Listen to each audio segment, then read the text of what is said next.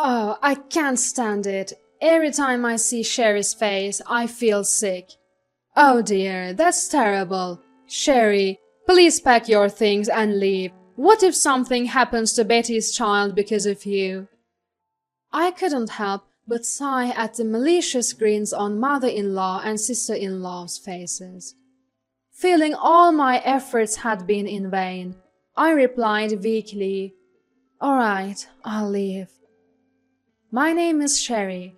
I live with my husband, Alan, in his family home.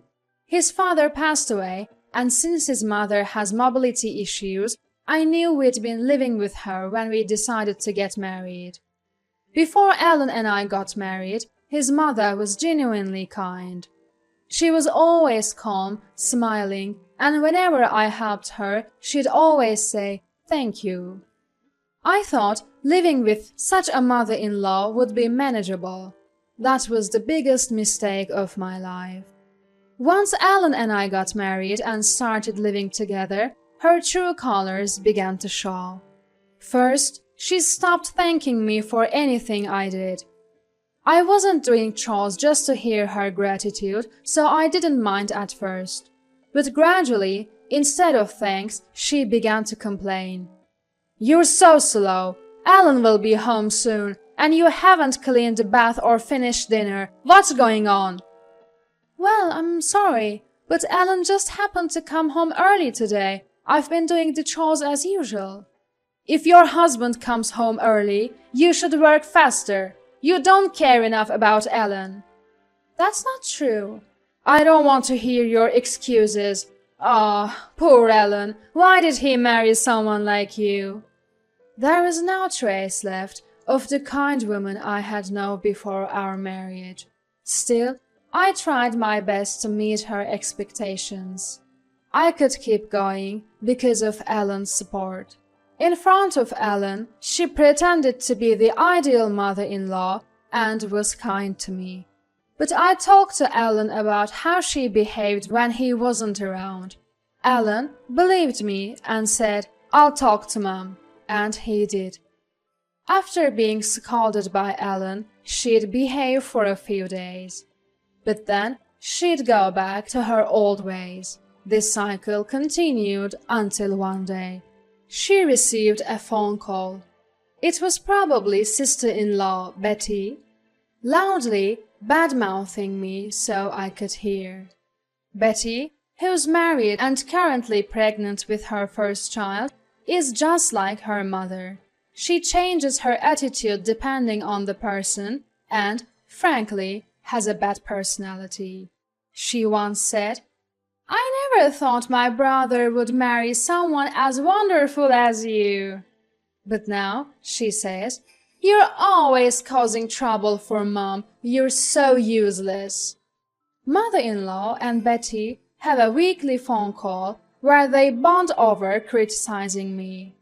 I was getting numb to it all, but after hanging up, Mother-in-law cheerfully called out to me and dropped a bombshell. Betty is getting a divorce. Her husband was a plain guy. Anyway, so it's for the best.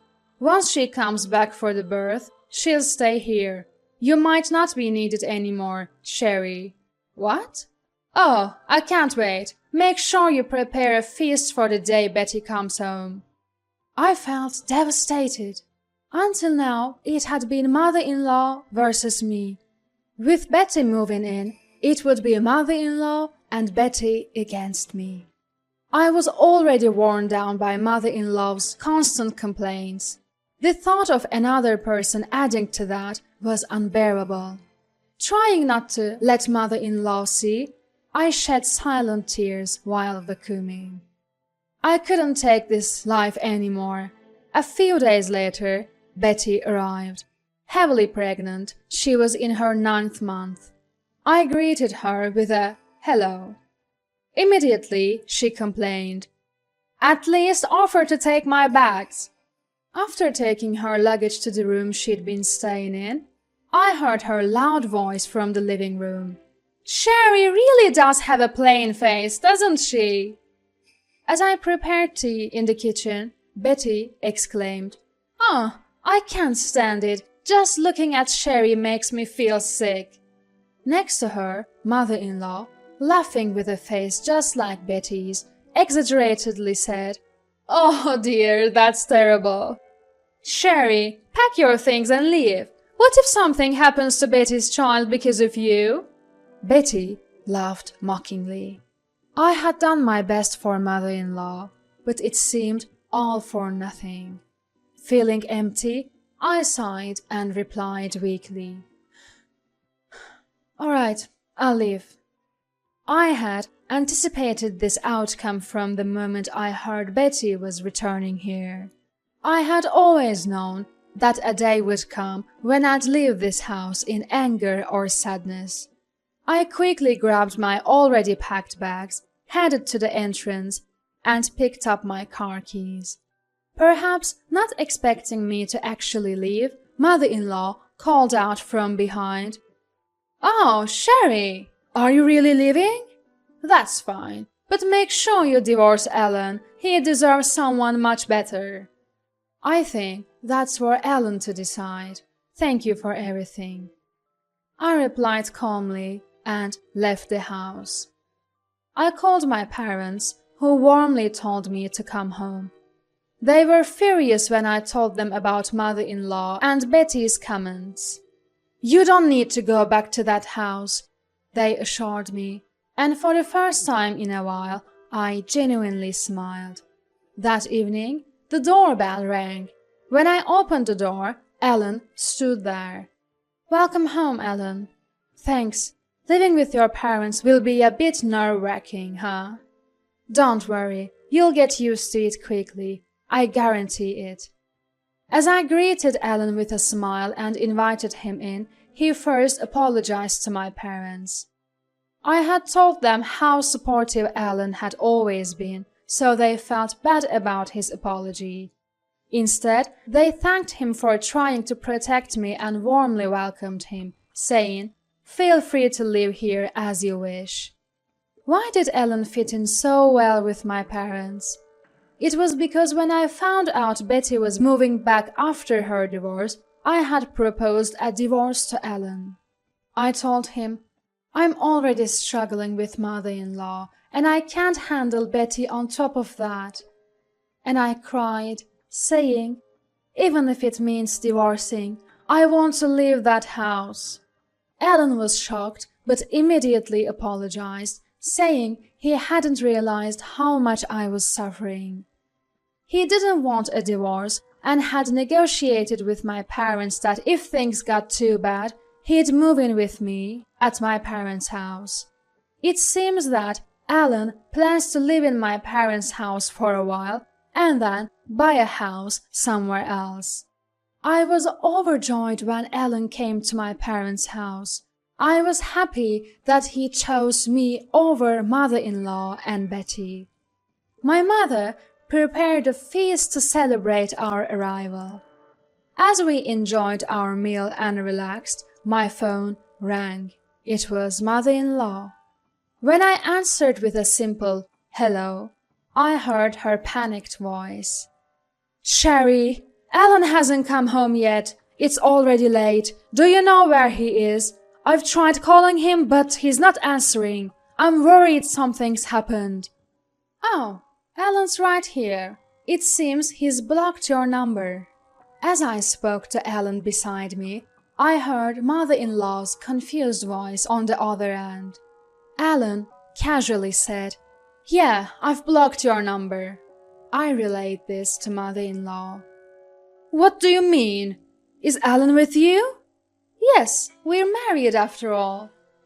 "Why, send Alan back immediately. Didn't you say you'd divorce him?" "Alan doesn't want a divorce, and neither do I. This is a matter between a husband and wife, not something for mother-in-law to dictate." I responded calmly, and suddenly mother-in-law burst into tears. "Why? Why?" she sobbed. Betty, seemingly unable to watch mother-in-law any longer, took the phone and said, "So you've stolen my brother! You're the worst!"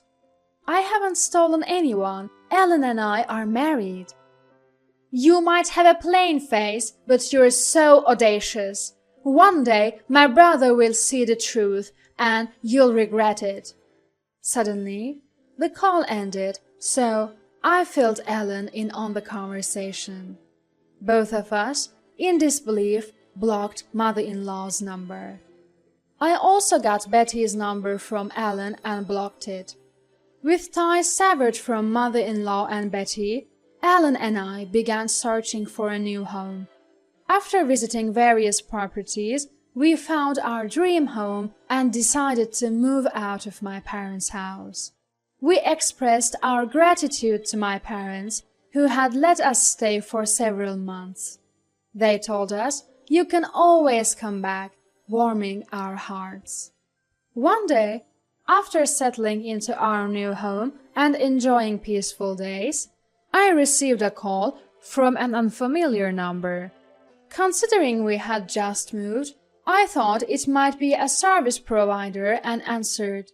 To my surprise, an angry voice shouted, "Finally, you pick up?" Confused, I asked, "Who's this?" "You've forgotten your sister-in-law?" I realized it was Betty. "Oh, Betty, how did you get this number?" I was sure I had blocked her number. She apparently changed her number when she got a new phone. I thought I'd have to block this one too when Betty suddenly said, "Come back right now. I just had a baby and the house is a mess. Mom doesn't do anything." Well, mother-in-law has a bad leg, so it's understandable to some extent, right? "That's no excuse. I'm struggling postpartum and she's using her leg pain to avoid chores." From Betty's words, it was clear she and mother-in-law weren't getting along. Neither mother-in-law nor Betty want to do housework, so it's only natural that they push each other. But that wasn't my concern. "I'm sorry to hear that, but I have no plans to return."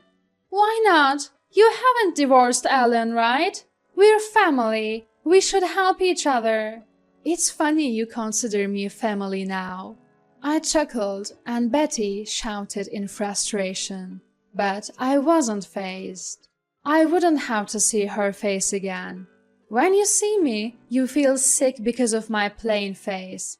I'm truly sorry. If I came back to help, you'd just feel worse. Mother-in-law also didn't want to live with me. It's okay if you don't consider me family." "I might not have lived with you, but I never badmouthed you like Mom did." "I know you and mother-in-law would talk about me on the phone. Mother-in-law would purposely put it on speaker so I could hear. I know everything you said about me." I had heard all their phone conversations where they'd gossip about me. Betty seemed to be searching for an excuse. But I told her I wasn't coming back and hung up. I immediately blocked Betty's new number and resumed tidying up. That evening, a tired-looking Ellen came home and said, "Betty called me today. She changed her number." It seems Betty had called Ellen in tears. The relationship between mother-in-law and Betty was at its worst, with constant fights whenever they met. They argued over household chores, even throwing objects at each other. When Ellen, concerned about the newborn, asked about the child, Betty broke down crying. Shockingly, Betty's child had been taken away by her ex-husband. He had pleaded with Betty, saying he desperately wanted to see the child. In response, Betty had retorted, "What do you want seeing the child for? You're just a nuisance." Hearing this, her ex-husband declared he couldn't trust Betty with the child and took the baby away. In a fit of anger, Betty had said, "Then you raise the child." Now, regretting her words, she is embroiled in a custody battle. Mother-in-law's leg condition seems to have worsened. She's been advised to live in a wheelchair, but there is no way Betty would care for her. Mother-in-law manages with a cane at home, but the day she'll need to move to a facility she despises seems imminent. Betty had apparently sought Alan's help, but their predicament was a result of their own actions. Alan reportedly told her, "If you had treated Sherry right, you wouldn't be in this mess," before hanging up. Of course, he then blocked her number. No matter how unreasonable they are, they're still family to Alan. I worried that Alan might be hurt because of me, but he reassured me with a bright smile, saying, "You are my top priority, so it's okay. Besides, I'll be a father soon, too." Smiling at Alan's words, I gently caressed my still growing belly, replying, "That's right. For the sake of our unborn child, it's best to sever ties with mother-in-law and Betty. That's our decision as future parents. We have no intention of informing mother-in-law and Betty about our child. Alan, myself, and my parents want to shower this child with all the love we can offer."